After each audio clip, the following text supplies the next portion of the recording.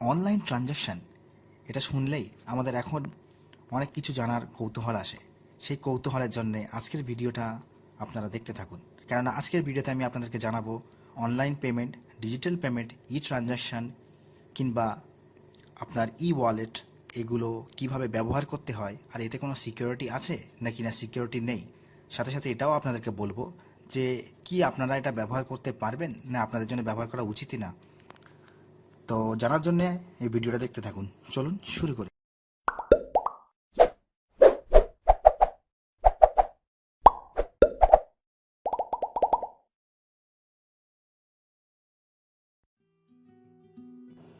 Hello everyone, Assalamu alaikum wa rahmatullahi wa barakatuh. First of all, I welcome to all of you my channel.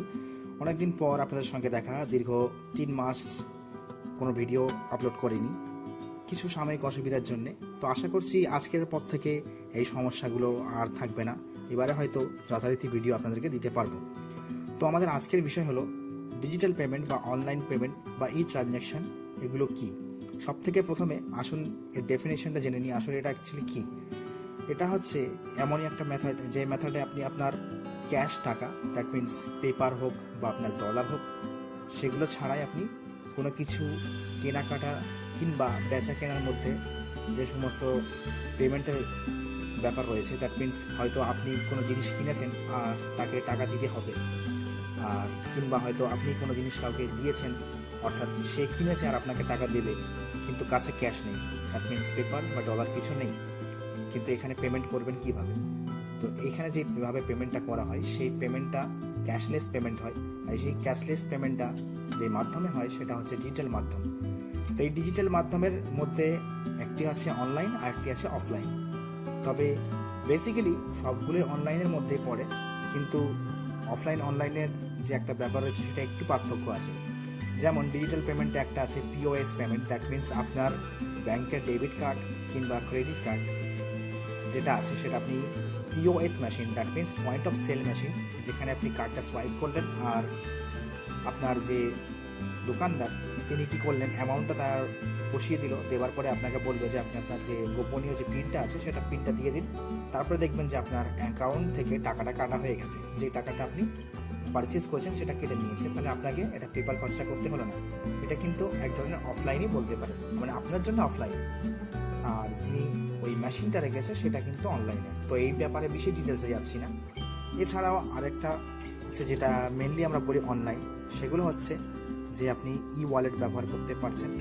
Wallet বলতে উদাহরণ দিয়ে বোঝাতে হবে একটু সুবিধা, সেটা হচ্ছে যে পেটিএম বা ফ্রি চার্জ অথবা মোবিকুইক, এগুলো ওয়ালেট। তো এগুলোর জন্য আপনার কাছে বেশ কিছু জিনিসের রিকোয়ারমেন্ট থাকে। ফার্স্ট অফ অল আপনাকে একটি মোবাইল ফোন কানেকশন রাখতে হবে। সেই কানেকশানটার একটি বিশেষত্ব হবে এটাই যে ওই কানেকশানটা যেটা নাম্বারটা আছে সেই নাম্বারটা হয় আপনার ব্যাংকের সঙ্গে লিঙ্ক থাকতে হবে, অথবা আপনার ভার্চুয়াল ব্যাংক বলতে এই ওয়ালেটগুলোকে আমি বোঝাতে চাইছি, that means free charge, Paytm, MobiKwik এগুলোই। তো এইগুলোর মধ্যে আপনার মোবাইল নাম্বারটা লিঙ্ক থাকতে হবে আর ব্যাংকের মধ্যে লিঙ্ক থাকতে হবে। তো ব্যাংকে যদি আপনার ব্যাংক অ্যাকাউন্ট না থাকে আর আপনার যদি এই সমস্ত জিনিসের অ্যাকাউন্ট থাকে, তাহলে আপনি আপনার বন্ধু কিংবা প্রিয়জনের যে এটিএম কার্ড বা ডেবিট কার্ড বা ক্রেডিট কার্ড আছে তার থেকে কিছু ব্যালেন্স এতে অ্যাড করতে পারবেন। আর অ্যাড করার পরে এটা আপনার মানি ব্যাগ হয়ে দাঁড়াবে, ইলেকট্রনিক মানি ব্যাগ, যেখান থেকে আপনি জিনিসপত্র কিনলে পেমেন্ট করতে পারবেন, অথবা কেউ আপনাকে চাইলে পেমেন্ট দিতে পারবে এইখানে। তো এটা হচ্ছে ওয়ালেট। এবারে এগুলোর আমরা যে কাজগুলো করব, এই কাজগুলো করতে গেলে এখানে কিছু সিকিউরিটির ব্যাপার রয়েছে নাকি না সেটাও আমাদের জানার বিষয়। দ্যাট মিনস এই যে ব্যাংকিং ব্যবস্থাটা আমাদের, তো এখানে টাকা রয়েছে, সেখানে যদি আমাদের কোনো সুরক্ষার অভাব পড়ে তাহলে সমস্যা। দ্যাট মিনস এই যে ওয়ালেটটা আছে, আমি হয়তো আমার মোবাইল নাম্বারটা কেউ জেনে নিয়ে যদি কোনো রকম ক্ষতি করে দেয়, দ্যাট মিনস টাকা যদি বার করে নেয় এখান থেকে, এরকম কিছু সমস্যা আছে। তবে হ্যাঁ, সমস্যা তো রয়েছে, কিন্তু কিছু সতর্কতা যদি আপনি নিয়ে রাখেন তাহলে অবশ্যই এটা সমস্যা হবে না। তবুও একটু জিজ্ঞাসা চিহ্ন থেকেই থাকে যে এখানে কিছু সমস্যা থাকতে পারে। সেটা কীরকম, এখানে যখন আপনি টাকা রাখছেন এই ওয়ালেটগুলোতে, তখন আপনার একটা লগ ইন আইডি আর পাসওয়ার্ড থাকবে, দ্যাট মিনস ডিজিটাল সিগনেচার এটাকে বলা হয়। লগ ইন আইডি আর পাসওয়ার্ডটা সবসময় আপনি লগ আউট করে রেখে দেবেন, আর লগ আউট যখন আপনার প্রয়োজন হবে তখনই আপনি লগ ইন করবেন, তাহলে আপনার এটা ক্ষতি হবে না। আর এই সমস্ত ট্রানজ্যাকশানের জন্য আপনার মোবাইল নাম্বারটা এই জন্য লিঙ্ক থাকবে, কারণ আপনি যখনই কোনো কিছু করতে যাবেন, বিশেষ করে আপনার ডেবিট কার্ড বা ক্রেডিট কার্ড বা আপনার ইন্টারনেট ব্যাঙ্কিং যেগুলো আছে না কেন, সেইগুলোতে যখন আপনি কোনো কিছু লেনদেন করতে যাবেন তৎক্ষণাৎই আপনার ওই রেজিস্টার্ড নাম্বারেতে, যেটা আপনার ব্যাংকের সঙ্গে লিঙ্ক আছে, সেখানে আপনার কয়েক সেকেন্ডের জন্য কিংবা বেশিরভাগ সময় হয় সেটা হচ্ছে 2 মিনিট, সেখানে একটা ওয়ান টাইম পাসওয়ার্ড দেওয়া হয়। দ্যাট মিনস ওটাকে ওটিপি বলা হয় শর্ট ফর্মে। সেখানে কিছু কোডস আছে, কিছু নাম্বার আছে, সেই নাম্বারগুলো আপনি যখন প্রেস করবেন, ওই নাম্বারগুলো ওখানে এন্টার করলে বা দিয়ে যখন সাবমিট করবেন তখনই পেমেন্টটা হবে, আদারওয়াইজ হবে না। তো এই নাম্বার যদি আপনাকে কেউ জিজ্ঞেস করে যে আপনার আমি ব্যাংক থেকে কথা বলছি বা এই কিছু যদি জিজ্ঞেস করে, এই নাম্বারগুলো আপনি কাউকে দেবেন না। আর আপনার এটিএম কার্ডের যে পিন আছে এগুলো আপনি কাউকে বলবেন না, তাহলে আপনার এগুলো সিকিওর থাকবে। এবারে আমাদের জন্য এগুলো কি কিছু ফায়দা দিতে পারে? দ্যাট মিনস আমাদের কিছু লাভ হতে পারে? যদি হয়ে থাকে তাহলে সেগুলো কি লাভ? বলতে গেলে আমরা ক্যাশলেস পেমেন্ট করতে পারছি। তারপরে এখন হয় কি যে আমরা একটা জিনিস কিনলাম, সেখানে কেনার পরে দেখা গেল যে 399 টাকা বিল হয়েছে, আর সেখানে 399 টাকা যদি আমরা 1 টাকা 1 টাকা করে দেখি যে হ্যাঁ 300 টাকা দিয়ে দিলাম, তাহলে অনেক টাকাই চলে যায়। বাট এখানে যখন 399 টাকা আপনার পেমেন্ট আপনাকে করতে হবে, অ্যাকচুয়াল আপনার পেমেন্টটা ওখানে হয়ে যাবে। আবার হয় অনেক সময় যে 295 টাকার পেমেন্ট হয়েছে আর আপনার 5 টাকার খুচরো দরকার, বাট সেখানে কি হয়, দোকানদার আপনাকে কি করলো, 5 টাকার খুচরো নেই বলে আবার একটা 5 টাকার ক্যাডবেরি ধরিয়ে দিল, আপনার 5 টাকাটা ফালতু খরচা হয়ে গেল। এই সমস্ত জিনিস থেকে আপনি রেহাই পেতে পারেন এই পেমেন্টের মাধ্যমে। এছাড়াও আরেকটা হচ্ছে যে এখন আমরা বেশিরভাগই সবাই ঘরে বসে শপিং করতে ভালোবাসি, মোবাইল ফোনের মাধ্যমে হোক চাই কম্পিউটার ল্যাপটপের মাধ্যমে হোক।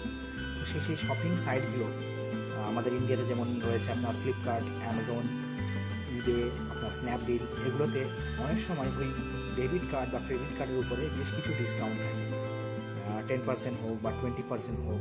তো আপনি ভাবতেই পারেন যে আপনার যদি একটা 10,000 টাকার জিনিস কেনেন আর সেখানে যদি 20% ডিসকাউন্ট হয়, তাহলে আপনার অ্যাটলিস্ট 2,000 টাকা আপনার ডিসকাউন্ট হয়ে যাচ্ছে, তাহলে আপনার 8,000 টাকায় জিনিসটা পেয়ে যাচ্ছেন শুধু এই কার্ডগুলোর মাধ্যমে।